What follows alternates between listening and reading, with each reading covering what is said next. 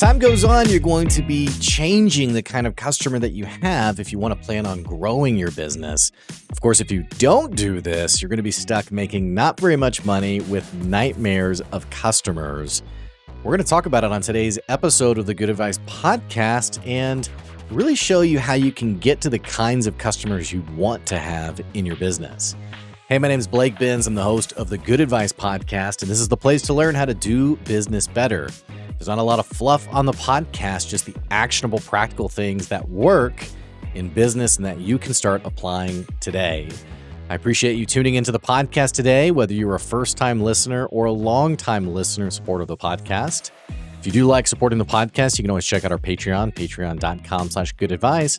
And otherwise, before we jump in, we have a word from one of the businesses that sponsors the podcast. Check out this quick ad, and we'll be right back soon. There's one single piece of advice that I give to business owners who are ready to scale their business drastically. And that's knowing exactly what you need to hand off so that you can continue focusing on what you're an expert in. It amazes me when I talk to business owners who are doing their own bookkeeping and tax prep, and worse, that they're going through all this paperwork at 10 o'clock, 11 o'clock, even midnight, slaving away trying to make sense of all of the numbers for their business. Business owners who are making it happen have already figured out that you can't do it all yourself. That's why I recommend Steve Lay with Equity Business Solutions. Not only is he an expert in bookkeeping and tax prep, but what I love about Steve is that he'll sit down with you and help you make sense of the value of your business beyond just reading a spreadsheet. You'll be able to make better decisions, and more importantly, you're going to save yourself the crucial time you would have spent going through QuickBooks or an Excel spreadsheet or whatever it is that keeps us up late at night. So save yourself some time and some money by giving Steve Lay a call at Equity Business Solutions, and he'll show you the value beyond your numbers. Go to equitybusinesssolutionsllc.com to find out more. All right, let's jump into it today.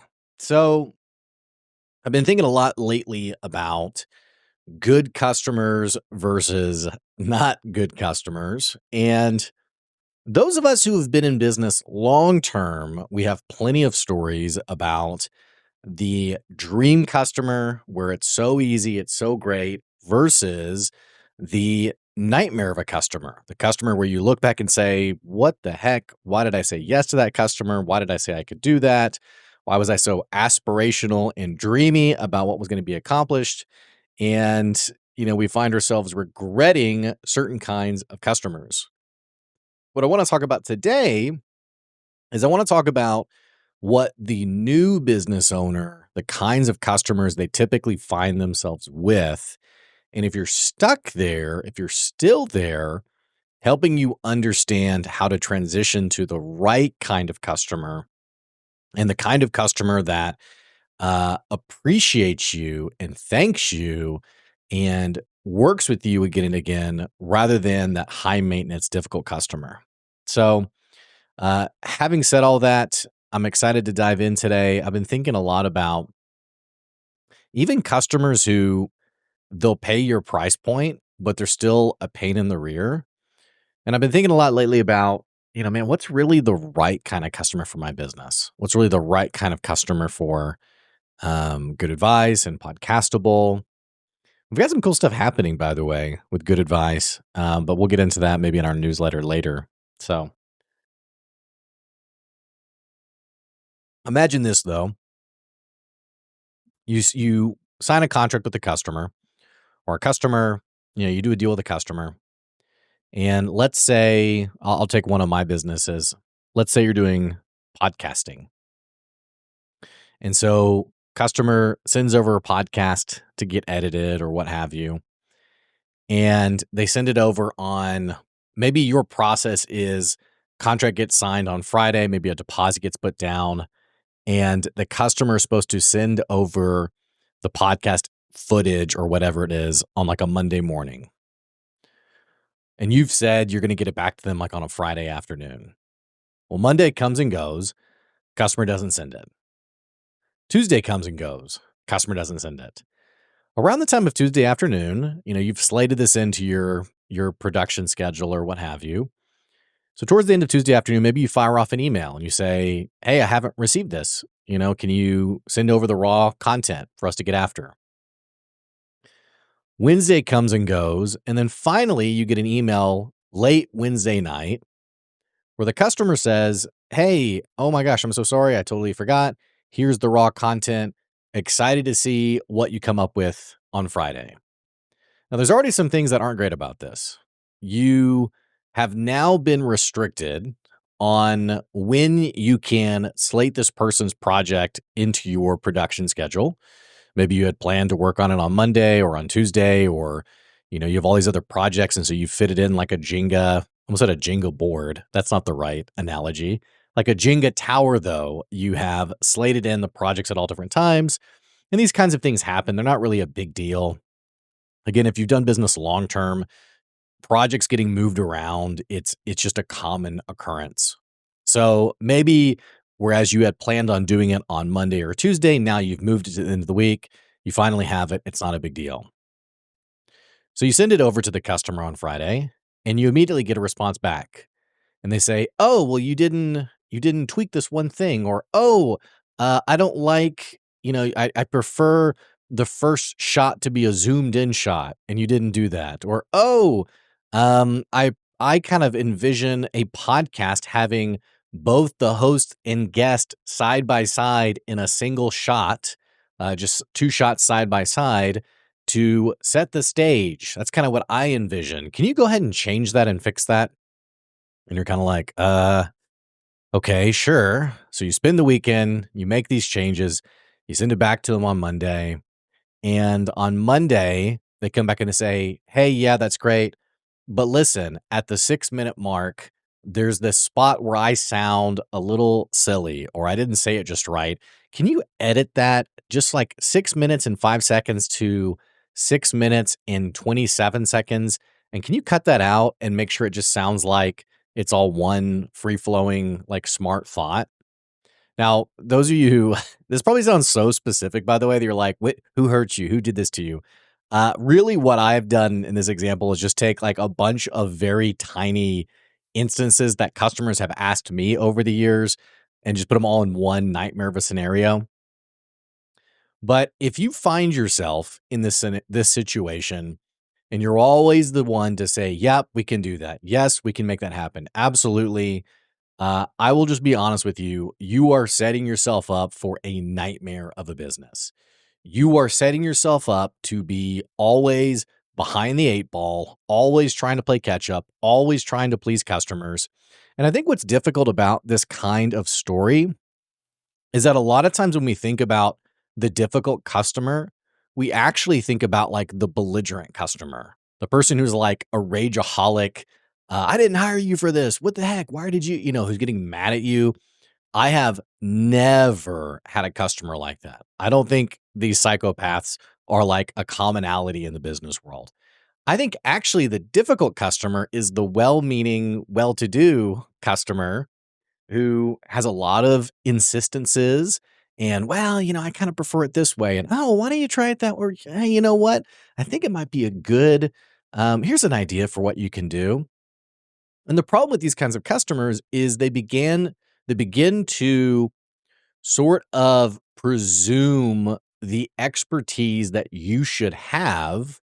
Presume's not the right word. They begin to sort of like claim that expertise back from you instead of you being the expert, instead of you saying what needs to happen and what have you.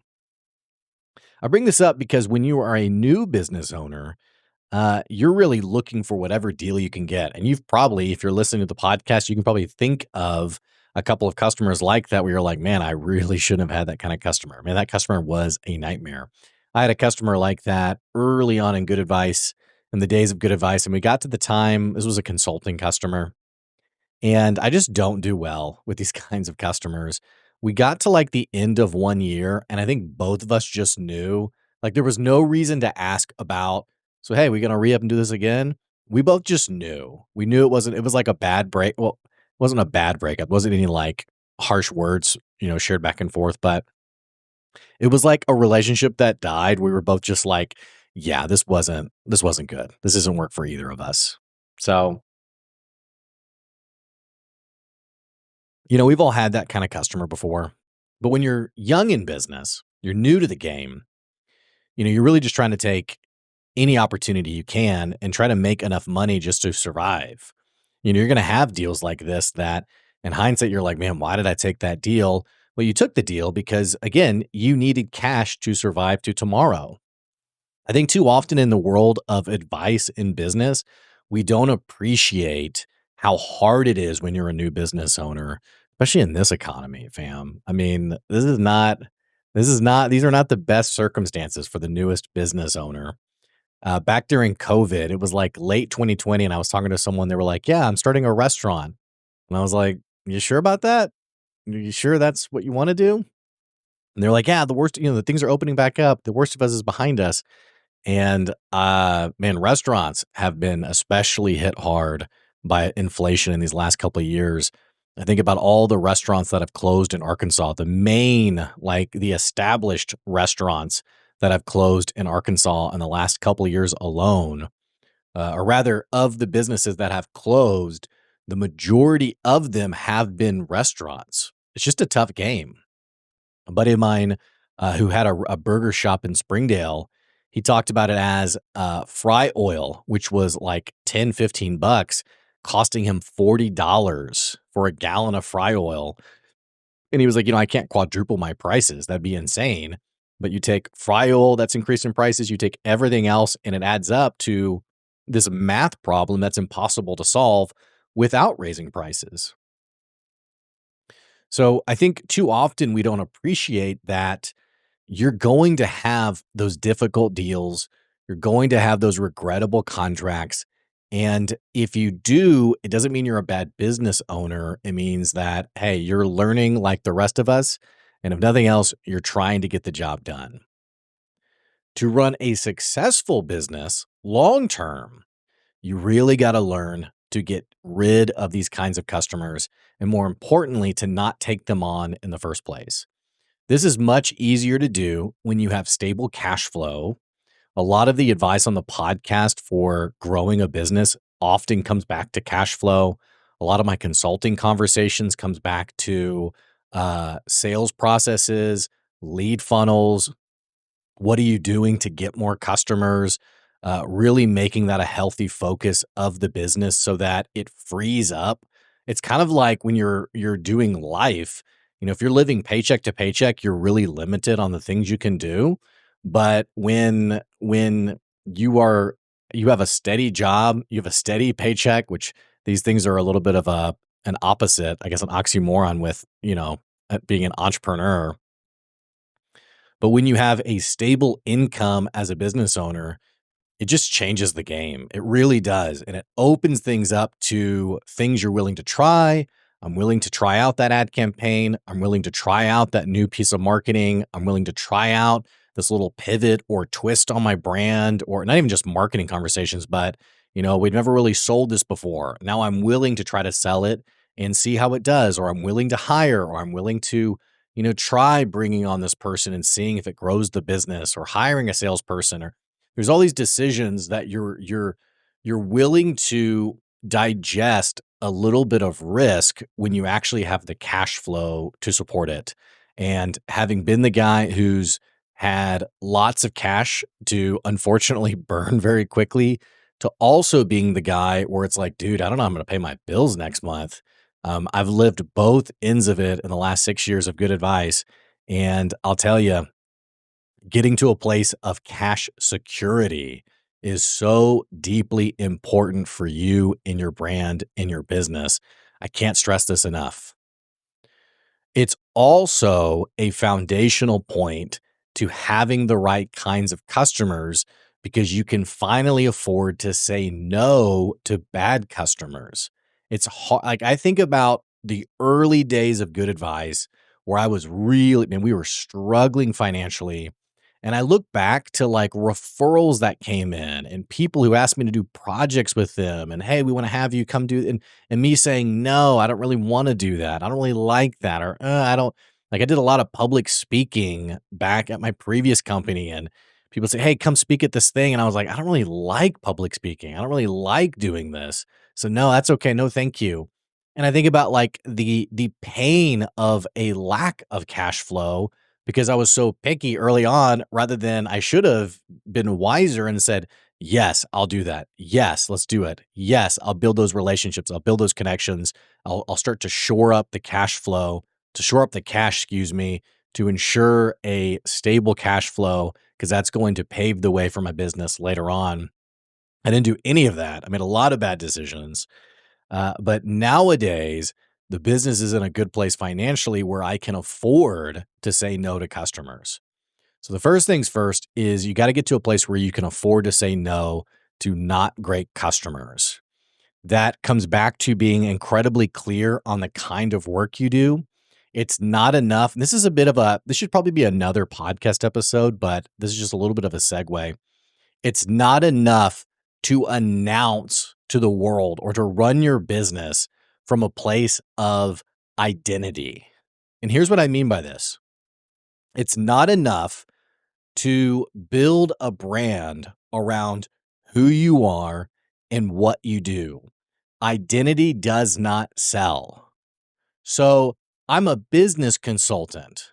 I help business owners. That's not compelling and it doesn't get people to buy from you. Running a successful business and getting customers is all focused on not your identity, but the identity of your buyer and understanding the pain point that they need solved. And specifically, the pain point that you solve that someone would understand and be willing to pay for. They would exchange you dollars for. I think a lot of times as business owners, we overlook this. We say what we do, or we generically talk about businesses. And I'll use myself for example. I'm a business consultant. Hey, I'm a business consultant. Hey, my name's Blake. I run good, and saying that at networking events or groups or what have you, there's nothing about that that's going to lead to someone having a follow-up conversation with you aside from someone who they just gel with your personality and they want to say hello or they want to meet you. Or I've had people come up to me after events because they themselves want to also do that thing. Like, hey, I've been thinking about like starting my own business. I'd love to pick your, outside of those circumstances, just describing you isn't enough. What you have to understand is the sooner you start talking about the pain points you're solving, the faster people will begin to associate you with that service. So, we do tax. This isn't me. This is just hypothetically. We do taxes for people. We do your taxes. We save you money on your taxes. That's a very specific service. I can associate you with it. I understand there's probably a fee associated with it. I help you, with Podcastable. We produce amazing podcasts that you can then use for social media. Or we get you on the first page of Google without you having to pay for any ads. All of these things are end results and services that someone can ascribe a fee to rather than simply I do blank. I do, whatever. And this is like people on LinkedIn, I got to say. People on these are my people, but I gotta say, there's people on LinkedIn who are the most offensive about this concept because you have like the little title under the name, and man, there are some people who are so I gotta give it to you. You're so creative and clever, and I like it, but it's not doing you a favor. And I don't sell any kind of LinkedIn. I wouldn't know the first thing about selling like a LinkedIn marketing thing, but I just think it's funny, like the clever, pithy one-liner under the name, and it's just like, hey, if you just cut to the chase and said it black and white, this is what it is. I just think you'd get a little bit more umph to, you know, people reaching out and wanting to engage with you. But I'm just some random dude. What do I know, right? So that's the first thing. You gotta get customers. You gotta get a stable cash flow. Moving on from there, and I think this is where a lot of people get stuck because we don't realize the value of expertise and we don't realize the value of reputation. And I'll put it to you this way. the kind of customer actually, I'll give a couple of examples, okay? So, the marketing side of the business, we built a couple of websites, just in the last couple of months. I'm thinking about 2 customers in particular. And for both those customers, we built websites for them, and we put the website in front of them. And man, I don't come from marketing. I don't come from business. I don't know what any of this stuff like. If they're supposed to be, is it supposed to be like Extreme Makeover Home Edition, where like you put them in front of the house and then you like reveal that you pull the tarp back and it's like here it is, and people are like, oh my gosh, I never, I don't know if I'm supposed to get them on like a Zoom and here's your website. Yeah. For both of them, we made it, we built it. I fired it off in an email link. Hey, here's the website. It'll go live on this day. There you go. And that was and for both of them, for both of them, they're like, yeah, it looks great. Awesome. That was it. That was it. It looks great. Cool. Rock on, dude. So that's the kind of customer you want to have. You want the customer who trusts what you're doing, who trusts your expertise, and who isn't incredibly obnoxious about your process. And it's hard to describe this because some of this is just intuition, and then some of it is process. Because like as I talk to a customer, I can typically get a pretty good sense of how how what is the obnoxious factor? No, how who this customer is. You can typically learn, okay, hang on. This is someone who they're going to question everything that you do. They're going to have a problem with everything you do. They think, it's like if you listen to the podcast long term, you know that I'm a sucker for Kitchen Nightmares with Gordon Ramsay. And I love him going into the restaurant and it's like an empty restaurant. No one's been there in like 8 years. And he walks in, he talks to the owner, and the owner's like, yeah, I'm a little bit of a chef myself. And Gordon Ramsay's like, okay, dude, food's terrible, but whatever. I think as you talk to prospective customers, you can start to get a feel for, is this going to be someone who, like, oh yeah, I'm a bit of in fact, I had an SEO customer last year who, and it wasn't, I got white labeled out. Someone had an SEO, like a dentist office they were doing SEO work for, and they hired Good Advice to do the work under the very common practice. And so they were sort of the go between. And I remember my friend was like, hey, he says he's a little bit of an SEO expert himself, by the way. And I was like, oh, great, one of these. And so the funny thing was, as we did the work, she was like, hey, do you want to meet this guy? Like get on a Zoom call with them? And I was like, I do not. I do not want to meet this guy. I don't want to be involved. Here's the work. You can deal with him. You take it from there. Good luck. See you later. Bye-bye. So that's like one kind of customer. And like I said, I can't give a good way to evaluate it. A lot of it is intuition. But here's what I will say. Here's a good question you can ask is, have you ever hired someone who's done my service before? Have you ever hired someone like me before? Hey, have you ever paid for something like this before?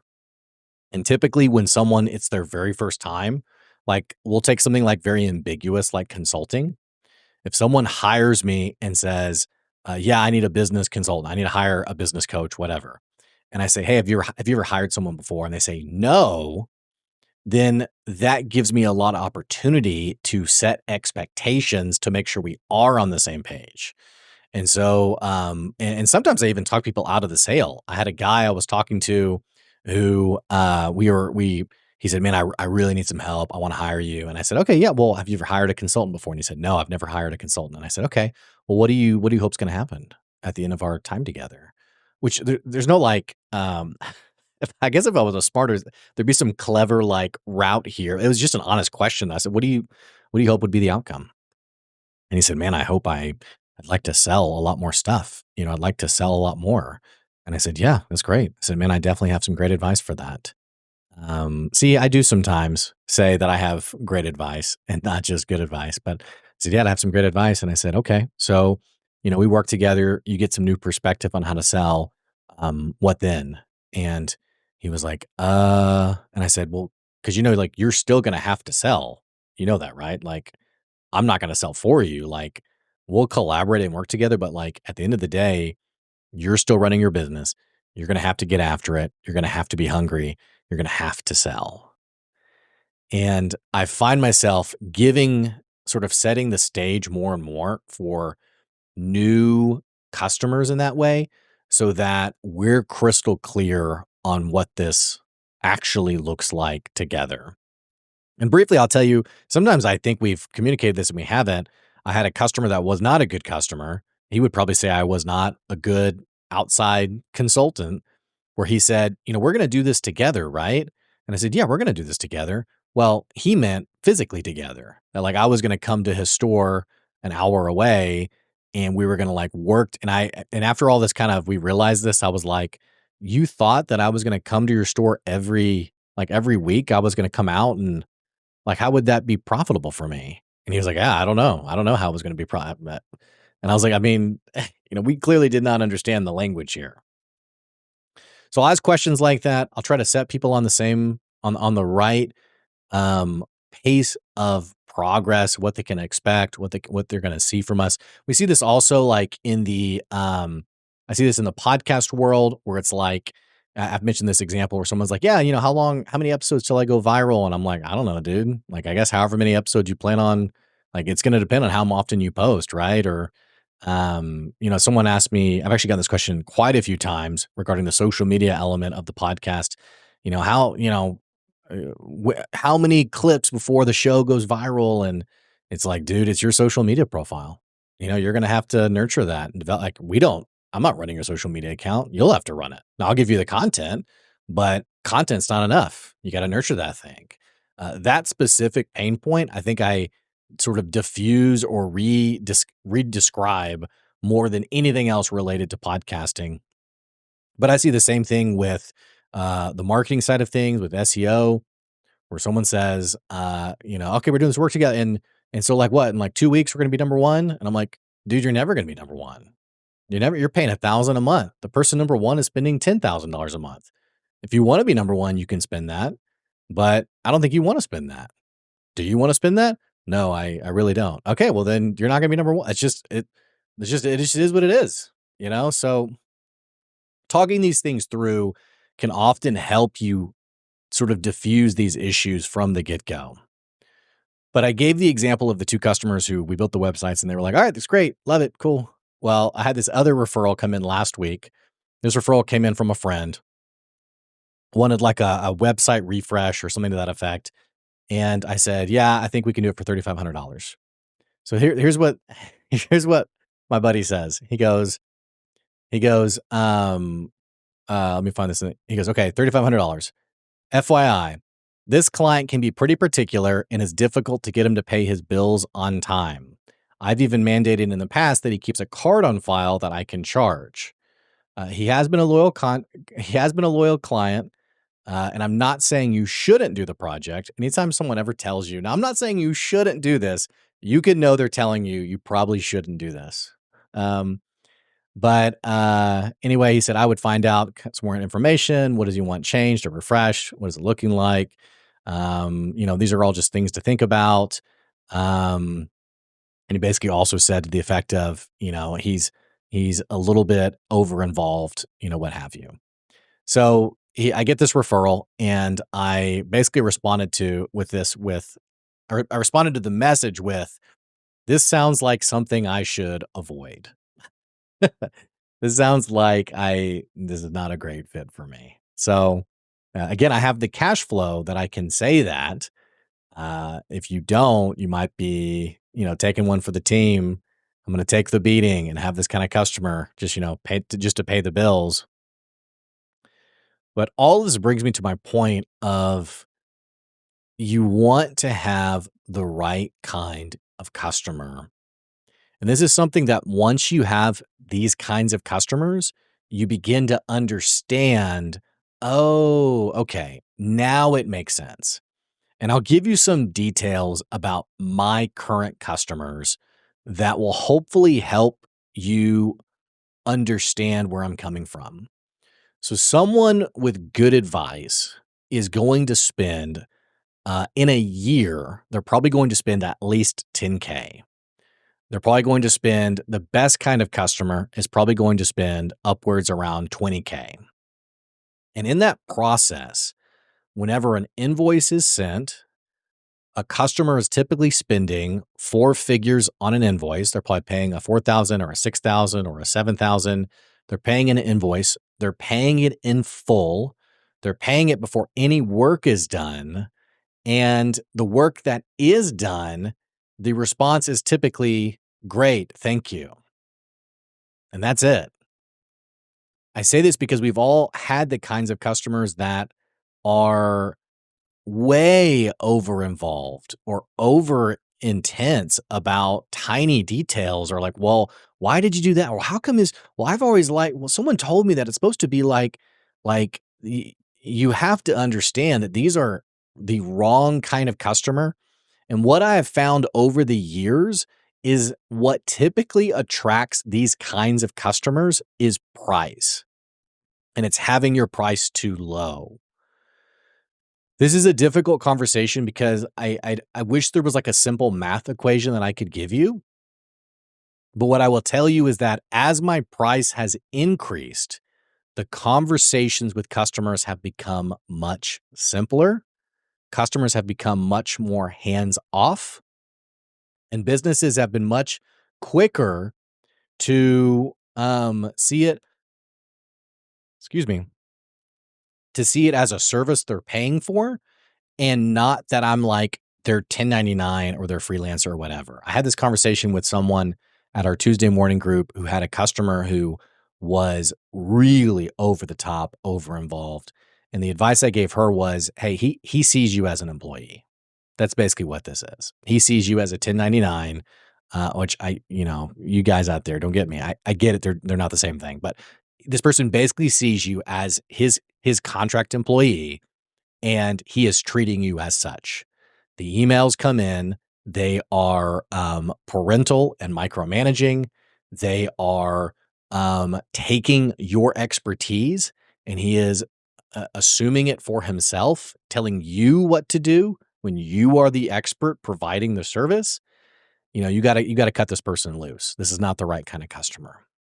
You want someone who will do what you tell them to do, or they will be willing to take your advice, or even if they go a different way, they weigh your perspective with appreciation and respect. And I have more and more found these things to be true for the customer who pays the sizable fee rather than the person you try to do a favor for or give them a discount and I said this on a previous episode, I can think of maybe one customer. I think, yeah, one customer that I've given a discount to that was a friend that actually was, and the way this person came to me originally, I knew he was going to respect our relationship and not make it weird or, be annoying about it or whatever. So that one I was comfortable giving the discount. Otherwise, I don't do discounts, and the times that I have in the past have not panned out well. So, keeping all that in mind, you want to have the right kind of customer, the customer who will pay your fee, who will pay your rates. And if you're having a tough time charging those amounts, a lot of times it's understanding a couple of truths. One, understanding that it's not always, sometimes you're attracting the wrong kind of customer. It's also understanding that not every industry is destined for large figure, high ticket sales amounts. You can have, a B2C transactional low fee business that goes all in on customer service. And, your experience will be the same as the high ticket salesperson in that there will always be sometimes occasionally miserable customers and people who want it cheaper and people who are a handful. That's all totally fine. What I have found is going back to some feedback I gave earlier in the episode, you want to know how to ask really good questions so that you can avoid taking these people on in the first place. I'll even give an example of this kind of business that I'm thinking of. Let's say you're running like a moving company and someone calls you and they say, "Hey, I need a truck here in an hour." And you source and put your teams together. Like the earliest you do is 3 days. Now, outside of like extreme opportunities for kindness, someone's house is flooded. They're an old lady. They live an hour away. They have no family. You're like, "Hey, we can help you." I'm not talking about those situations. I'm talking about the dude who calls and he's mad because you can't be out there in an hour to move his stuff, and then you say the price. He's like, "I got $50. I need so and so moving company so they could do it for 25, just some ridiculous amount, right?" Asking good questions and then sticking to your process. Sticking to, this is what we do. This is what works with us. I was talking to a friend of mine who runs a business, and I can't remember the exact example he gave, but he was talking about like the way he does bookkeeping. And he had a customer that they're like, "Oh, well, this competitor, they do it this way." And my friend who runs the bookkeeping business he was like, "Yeah, okay, cool. Well, that's not how we do it. We do it this way." And like getting to a point of comfort around your process and getting that out there from the get go, it goes back to setting expectations, but also, you've developed your processes for a reason. And so if someone is pushing you to bend and break those processes from the point of sale, chances are they're not a great customer. And I'll give you an example from like the SEO side of things. "Hey, yeah, this is a 1-year commitment. We're going to work together for a year. We're going to have some changes we do on the front end. You're going to get an update at the end of each month, and then we'll talk again in about 6 months." If someone was to come back and say, "Well, that doesn't work for me. I really need updates weekly." Or I have a friend of mine, I'm collaborating with a friend of mine with a customer who they need weekly updates. And I'm like, "Dude, you got to cut this customer. This person's way too high touch. This person's way too involved, over involved. How can you expect to run a business at scale, run a sustainable business? We're talking high 6, 7+ figure business. There's no way you could have the time to have these kinds of touch points with a customer who pays $1,500 a month. There's no way. It's not possible." So respecting your time, appreciating your processes, and again, communicating those on the front end are all important parts of having the right customer. And running a business, it's not all bad. It's supposed to be something you got into this because you ideally enjoyed the service that you do. You got to make sure you have the right customers too that you can enjoy along the way, so that you're actually running a business that is scalable and it is sustainable. Hey, that's all we got for today's Good Advice podcast episode. If you're a first-time listener, what are you waiting on? Click the subscribe or follow button to keep getting good advice wherever you are. For our long-term listeners of the show, I so appreciate you tuning into the episode today. That's all I got, and that's today's good advice. We'll see you later.